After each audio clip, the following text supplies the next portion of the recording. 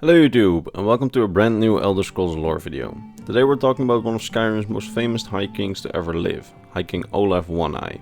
Now, this king is quite controversial, as you will learn over the course of this video, so I hope you'll enjoy this story. I don't have any additional channel updates, so let's quickly talk about one of Skyrim's most controversial High Kings.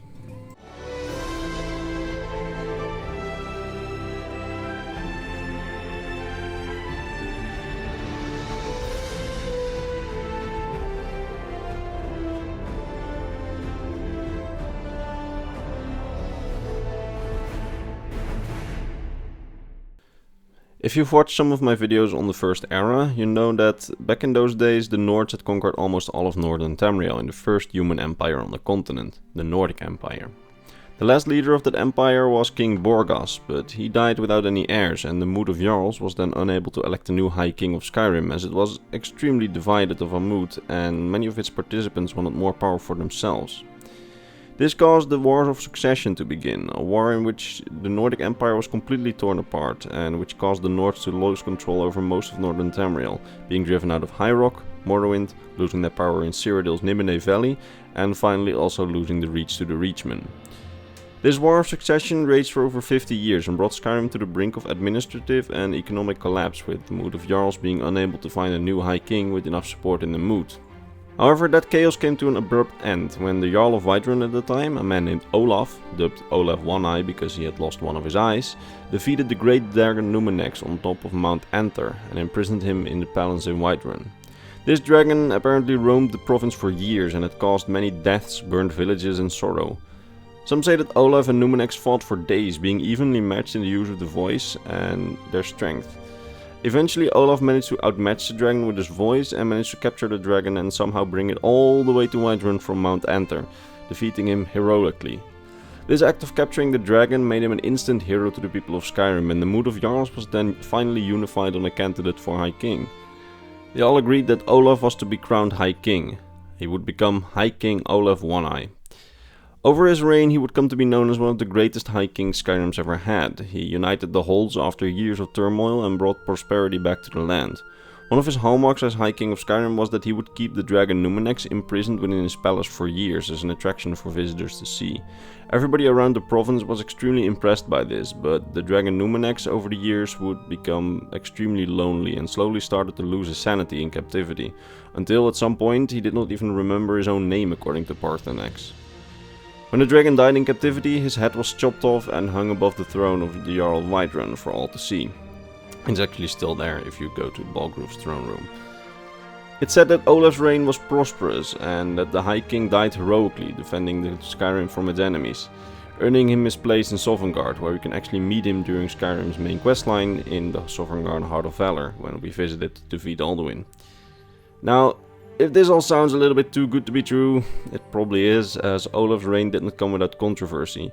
As we learned during the Bard's College questline, there was a bard named Svafnir during Olaf's reign who wrote a very controversial verse, openly doubting Olaf's heroic victory against Numenex and calling him a fraud in his controversial verse. In addition to that, it's known that those who went up to Mount Anther with Olaf to defeat the dragon became very rich with gifts from the High King after Olaf ascended to power, as if they were being bribed to keep something secret.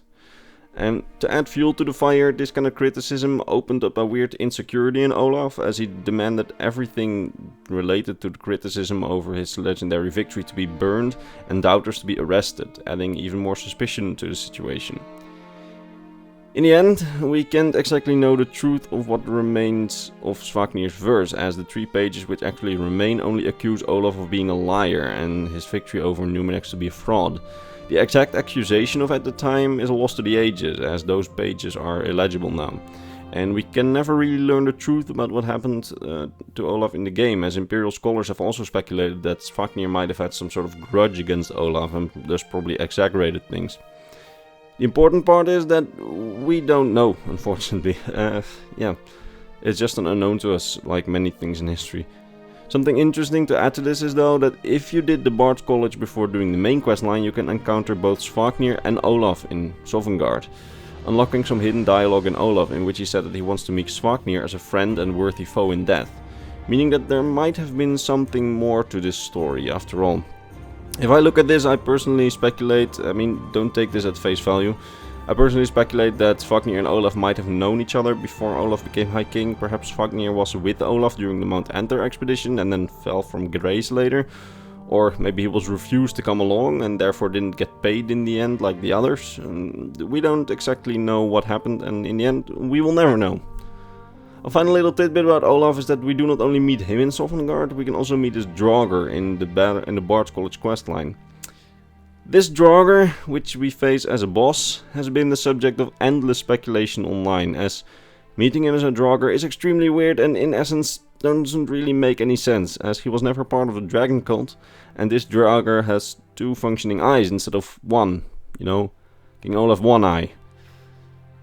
The overall consensus that I've read on lore forums is that most people speculate that the ancient Nordic embalming method used for entombing him in the first era probably were similar to those of the dragon cult used in the Meretic era, therefore causing him to eventually turn into a Draugr the moment that, you know, Alduin returned, and then causing a fragment of his being still being remaining in the original body, which would explain Olaf's recognition of Fafnir when you enter his tomb, as he says "insolent bard" when Fafnir says "Olaf."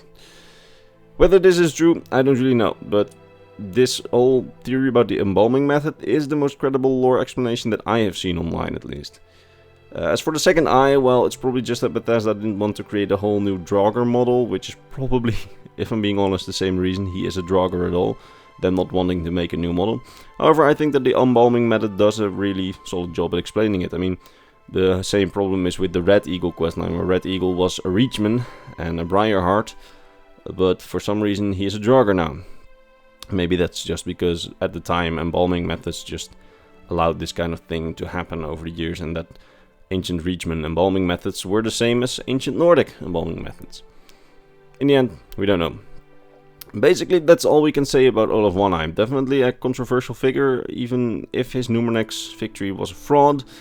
I mean, he still managed to unite the province, bring back the reign under the Reach under Nordic control, and most importantly, end the 50-year civil war.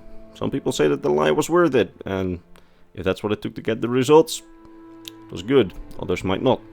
Anyway, I will leave that judgment with you guys, as this is the end of the video, and I mean, judgment doesn't really matter. 1, it's in a video game, and 2, it happened in the first era, an era which is far history, so...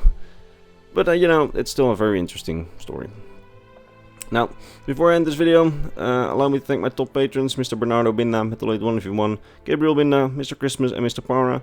These guys, along with the others on screen, make my weekly lore series possible, and allow me to dedicate a very warm thanks to them, as they allow me to dedicate my time every week for these videos, which I now do 2 times a week, so yeah, it's pretty cool.